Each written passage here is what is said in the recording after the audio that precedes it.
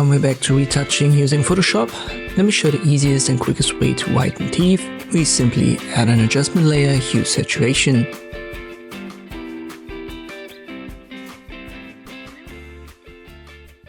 And we want to target the yellows. You can see that here. If I go to the extreme, we've got the teeth covered.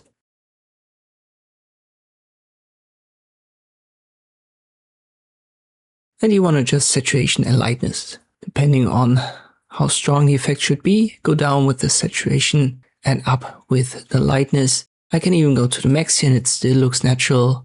But for most images, you don't want to go too far into the extreme. But again, in this case, it's totally fine. But you can see the skin is also affected because there are yellows in there. To fix that, we'll go to the adjustment layer, but to its layer mask, and then we press Ctrl I, which inverts it. Then activate the brush tool. We make white our foreground color.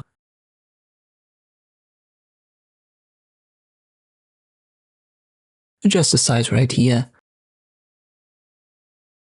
And then paint over the teeth. But again, we are on the layer mask and not the adjustment layer itself. So we are painting white on this black layer mask, and this brings back the teeth. Just make sure that you don't paint over the skin, and the lips should be totally fine because there aren't any yellows in there. Therefore, they're not affected. And it's actually super easy and super quick to do. It's still editable afterwards. So if the effect was too extreme, as I've said, go a little bit down with the lightness and a little bit up with the saturation, and you're going to get more natural results. I hope this video was helpful. Thank you for watching, and I'll see you next time.